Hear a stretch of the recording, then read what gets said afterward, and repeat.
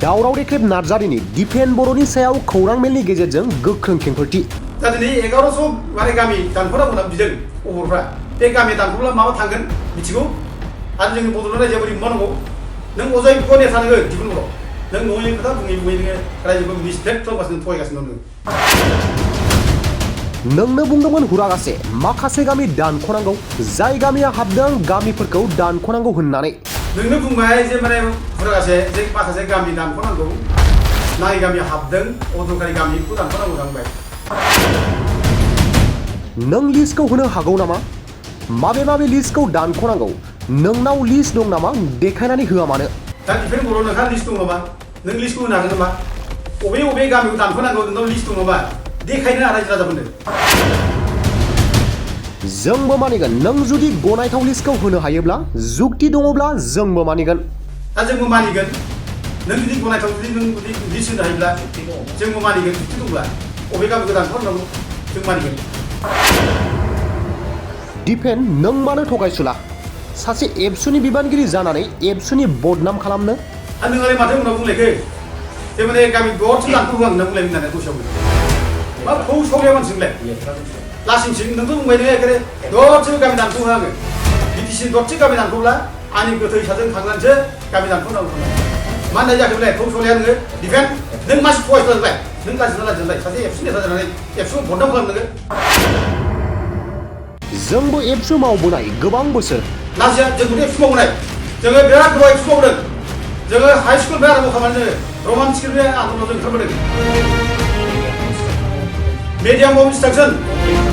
बेयाव medium introduction private school थिसननाय जों बेयाव आन्दलन ओंखारबोदों जोङो सापर्टआव थाबायनो थांदों जोङो थाबायनो थांनानै बिराद बुजादों बेयाव डाक्टर रबिन बसुमतारी बेसा दिनै डक्टर जाहैबाय बेयाव फरायनानै दा बेयाव बिराद बुजादों बेखौ बाननानै लाबोदों क'क्राझारसिम नों मिथिगौ नामा बिराद आन्दलनखौ जों बोरै खालामबोदों डिफेन बर'आ एबसुनि दैदेनगिरि जानो समाया दावराव देख्रेब नार्जारि नोंनो बुंबाय जे माने हुरागासे जे माखासे गामि दानख'नांगौ नाङै गामिया हाबदों अदरकारि गामिखौ दानख'नांगौ बुंबाय दा डिफेन बर' नोंहा लिस्ट दं नामा नों लिस्टखौ होनो हागोन नामा अबे गामिखौ दानख'नांगौ नोंनाव लिस्ट दं नामा देखायनो रायजो राजाफोरनो दा जोंबो मानिगोन नों जुदि गनायथाव जुदि नों जुदि लिस्ट होनो हायोब्ला जोंबो मानिगोन जुक्ति दंब्ला अबे गामिखौ दानख'नांगौ जों मानिगोन आरो नोंलाय माथो उनाव बुंलायखो जे माने गामि दरसे दानखौ होआं होनना बुंलाय होननानै दसेयावनो मा खौ सौलाया मानसिजोंलाय लासिंसिं नोंथ' बुंबाय नोङो एखेबारे दरसेबो गामि दानखौ होआङो बिटिसि दरसे गामि दानखौब्ला आंनि गोथै साजों थांनानैसो गामि दानखौनांगौ होनना बुंबाय मा होननाय जाखो बेलाय खौ सौलाया नोङो डिफेन नों मानसि फरायसलाय नों लाजिलाय सासे एबसु नेता जानानै एबसुखौ बदनाम खालाम नोङो लाजिया जोंबो एबसु मावबोनाय जोङो बिराद गोबाव एबसु मावदों जोङो हाई स्कुल बे आराम्भ खालामनानै जोङो रमान स्कुलनि आन्दलनाव जों ओंखारबोदों मिडियाम अफ इन्सट्राक्सन बेयाव मिडियाम इन्ट्रडाक्सन प्राइभेट स्कुल थिसननाय जों बेयाव आन्दलन ओंखारबोदों जोङो सापर्टआव थाबायनो थांदों जोङो थाबायनो थांनानै बेयाव बिराद बुजादों बेयाव डाक्टर रबिन बसुमतारी बेसा दिनै डक्टर जाहैबाय बेयाव फरायनानै दा बेयाव बिराद बुजादों बेखौ बाननानै लाबोदों क'क्राझारसिम नों मिथिगौ नामा बिराद आन्दलनखौ जों बोरै खालामबोदों मिथिगौ नोङो बोरै जाबोदों उदयाचल आन्दलन जों खालामदों बेयावबो जों दंफायो दिनैथ' बड'फा उपेन्द्र ब्रह्मनि आन्दलनाथ' आं फुरा दङ एखेबारे आङो फुरा बे बड'फा उपेन्द्र ब्रह्म आन्दलनाव आं सेन्ट्रेल सहित दंमोन बड'फाया आंजों थाफादों जाफादों जेराव थादों बियो आन्दलनखौ जोंनिफ्राय स्टार्ट खालामदों अबाव जोंहा कन्ट्रिबिउसन गैया नोङो मानो गैया जाखो जों दङ रमान स्कुलाव आं दोखो दोखो बुजादों मिथिगौ नोङो बड'लेण्ड मुभमेन्टआव बड'फा उपेन्द्र ब्रह्मनि बड'लेण्ड मुभमेन्टआव आंहा मा कन्ट्रिबिउसन दं रायजो राजा मिथिदोंना जेल जादों खननै नों मा खनसे बुजादों पुलिसजोंलाय नों खनसे सिजा पुलिसजों नोङो खियावबो गैया हासुदैयावबो गैया नेता बे मिसाबजि बेनो गाज्रि खोथा नङै खोथा बुंलाबायो नों नेता नामा नोङो थगायग्रानि थाखाय एकदम फयसला नोङो ट्रेक्टरनि माबा ड्राइभारा नोंसो एकदम जोंथ' रावनिबो पार्टिजों जेबो सोमोन्दो गैया नों ट्रेक्टरनि ड्राइभार नोङो ट्रेक्टरनि ड्राइभारखाय नोङो ट्रेक्टरनि जानाय खोथा बुंबाय थायो नोङो सरकारनि नोङो स्पक्स पार्सन जानाय बुंबाय थायो नोङो दिनै बे गामि दानख'नाय बाथ्रा बुंदों नोङो दा दाखालि बुंलायबाय नोङो मोनसे खोथा गोदानै जे बे माने गामि दानख'नाय लिरनाया लाबोलाय सुथिया लाबोलायनो लेरफ्लादोंसो आरोखि बे अबर'खौ सन्थुष्ट खालामनो थाखाय लेरफ्लादों नों लाजिना लाजिया डिफेन बर' बिदि खोथाखौ खोनानै दिनै बयबो लाजिजोब्बाय नोंनि माने फरायसा जायफ्रा मोजां मोजां फरायसा दङ बिसोरनो लाजिबाय आनफिट नेता होनना बुंबाय मानसिया बिदि बुङो सोरखौ नुवाब्ला एफा गिदिर सुक्तियाव नोङो हम मिनिस्टार लेरनाय सुक्तियाव लेरफ्लाना दोननो मा बुंखो नोङो लाजिया गैया ना दिनै नोङो बे माने सुक्तियाव जे बिराद गाज्रि जाबाय गामि दानख'नायनि सुक्ति जाबाय बेथ' बिराद गाज्रि जाबाय बे मा जाखो बियो दा दिनै 1100 माने गामि दानख'नांगौ होनना बिदों अबरफ्रा बे गामि दानख'ब्ला माबा थांगोन मिथिगौ आरो जोंनि बड'लेण्ड रायजोआ बोरै मावनांगौ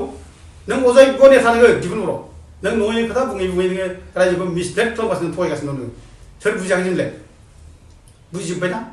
दिनै नोङो एखेबारे जोंखौसो ट्रेइटर होनना बुंदों ट्रेइटरा सोर नोंथ' दिनै जोंखौ ओमफ्राय बे माबायाव माबा भुट नुदोंनो जोङो दा बिटिआर सुक्तिनि भुटआ जोंखौ नागाराखै होसो जाया बे भुटआनो जोंखौ दानिया दा सिखार जाबाय नों होनबा नोङो बे बिटिआर एकर्डआ जे भुट जे हाबनानै दं दा सिखार जाबाय नों नंगौना बे भुटआ जोंखौल' होसोआखै बर' जाथिखौ होसोदों बे भुटआ दिनै बर' जाथिखौ अखेब जानो हादों दिनै बे भुटआ गोहो दिनैखौ अरग्लिनानै जानानै सेस खालामदों दिनै बे सेस खालामबाय बे बिटिसिनि जायगायाव 6 पावार बे सेस खालामबाय गैला जोबसै एडमिनिस्ट्रेसना नों दिनै भुट दोनदों नों भुटखौथ' नोंसोर लगायदों नोंनो नों भाबो नोंलाय नोंबो जागोन नोंबो बे भुटजों दिनै जोंखौ बुंनानै भुटनि सिमां नुदों भुटजों होसो जादों होनना बुंबाय दिनै जों नंगौ जों नुदों बे भुटआ बर'खौ दिनै बुथारसिगोन बे साबधान बर'फ्रा बे भुटखौ जों ओंखारनांगौ दिनै आरो बे भुटखौ ओंखारनांगौब्ला बे डिफेन्ड बर'फोरबायदि मानसिखौ जों दिनै सिगां लानांगौ आरो बेबायदि मानसिनि नेतृत्वखौ जों दिनै जोबदावनांगौ बे अजय्य नेता बियो दुलाराय बर' फरायसाफोरनि आफादनि बे माने नेता जानो समाया बे अजय्य नेता लाजिनाय गैयै मानसि बियो लाजिया नों दिनै माने एर'प्लेन गाखो नोङो बे माबानि बिटिआरनि नोङो थब्ला लानानै गिदिं नोङो माजों गिदिंलाय एर'प्लेन गाखोनानै बिटिआर सुक्तिनि एकर्ड इमप्लिमेन्टेसन माबा बुङै नोङो माने स्टार हटेलाव थायै नोङो माखन थब्ला लानानै जादों फुर्ति मोनदों नोङो दिनै जाथिया जे मा जादों बेखौ गियान हा नों निकृष्ट मानसि नोङो दा जों बुङो बिदि मानसिखौ दा दिनै नोंहा जुदि साहस दंब्ला बेफोर जायनाखि माबा बेफोर बुंफै नोङो अब्लानो बे बिटिआर सुक्तिया मोजां होनब्लानो जों बिटिआर सुक्तिखौ मानिनो लागोन बेयाव नों आननेसारि कन्डिसन बानायनानै नोंहा जे साहस गैया नों जे गाब्र'दों जे माने डिबेट खालामनो बुंनानै नों दिनै खारख'नो नागिरदों नोङो दिनै नोंसोर बिटिसिआव नोंसोर बिटिआराव नोंसोरो लिरनानै गारबाय जे रायजो नांनाया जोंनो लिरनानै गारबाय कमप्रिहेन्सिभ एन्ड फाइनाल सलिउसन ओमफ्राय बे माने जायनाखि आसामनि बाउन्डारि बेखौ माने व्हाइल किपिं इन्टेक्ट द टेरिटरियेल बाउन्डारि अफ आसाम होननानै लिरनानै गारबाय बिसोरो रायजो नांनाया होनबाय दा बड'फा उपेन्द्र ब्रह्मखौनो फाननाय जायाखै नोङो बड'फा उपेन्द्र ब्रह्मनि मान सन्मान सेस नों बिनि आदर्श सेस आरो नोंनो लाजिया दिनै बड'फा बुंनो नों बड'फाखौ नुवाखैबो नोङो सिनायाबो नोङो जाफानबो मोनाखै नोङो आरो नों बे मानसिया दिनै बड'फानि खोथा बुंफैनो लाजि रोङै जों दुखु जायो बड'फानि माने नाम लायनाय गाज्रि खोथा बुंब्ला जों दुखु जायो थगाव आं जुवा बे माने माबाखौ रिप्लाय होआबा नों लाजियाखिसै नामा लाजिनानै गैयै नोङो एखे अजय्य नेता नोङो आरो दिनै नोंथ' मा बेल' नोङो 2021आव नोङो सानसुमा खुंगुर बैसोमुतियारिजों डिबेट खालामनो नों दुथान खोथा बुंदों बिराद गिदिर खोथा बुंदोंमोन नोङो बिरादनो बे समावबो नोङो जेब्ला सानसुमा डिबेट खालामनो हागौ बे नों सब फासबाय नों माबायदि नेचारनि मानसि नोङो मा नेचारनि नेता नोङो थगायसुला नेता नोङो ना साहस गैया ना स्टाडि गैया ओरै बुंलाबाय नोङो दा दिनै बुंना हो नोङो दिनै बुंना हो जे जों ओरैबायदि दिनै बे थिथा जायनाखि कन्डिसन होदों बे डिबेट जाब्लानो गासिबो ओंखारखाजोबो डिबेटआव फैदों डिबेटआव फैनानै जों रिप्लाय होगोन आरो जों रिप्लायाव जेनोब्ला जों नोंनि जायनाखि जुक्ति जों मानिजोबगोन गासिबो जों मानिजोबगोन अब्लानो जोंबो बुंफागोन जे बे माने पियार होनायाव बिदि जानांगौ होनब्ला जों बुंफागोन ओमफ्राय बे माबाखौ बिटिआर सुक्तिखौ नंगौ मोजां होननानै जों बुंफागोन फै नोङो डिबेटआव जों बेखौ दाबो खावलायो गोजोन्थों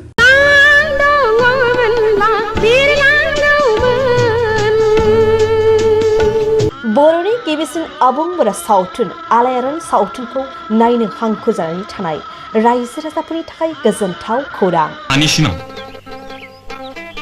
गावबा गावनि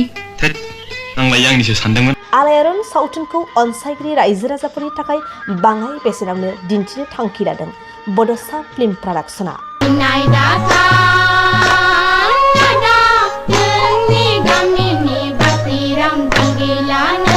रायजो राजाफोरनि खाबुनि थाखाय क्रिसमास आरो इंराजि गोदान बोसोरजों लोब्बा लाखिनानै गोदान बोसोर 2024 इं मायथाइनि 2 जानुवारिनिफ्राय 20 जानुवारिनि गेजेराव बड'सा फिल्म प्रडाक्शना आलायारन सावथुनखौ बाङाय बेसेनाव रायजो राजाफोरनो दिन्थिनो थाखाय आखायाव लादों। दोंसे मेथाइ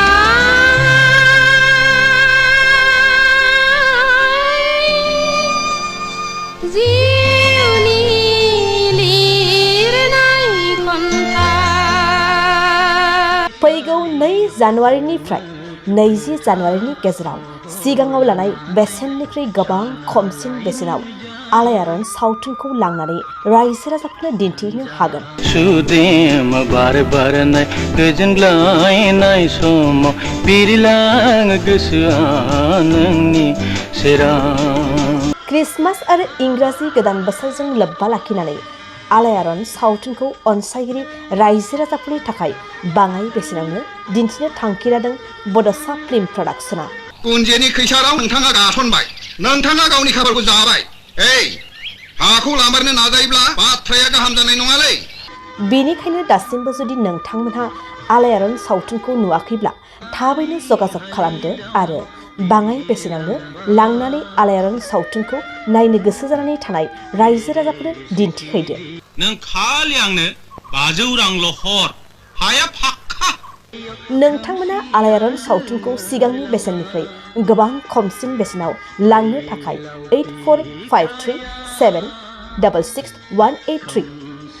9678616741 आरो 7896298145 मबाइल नम्बराव फोनांजाब खालामदो।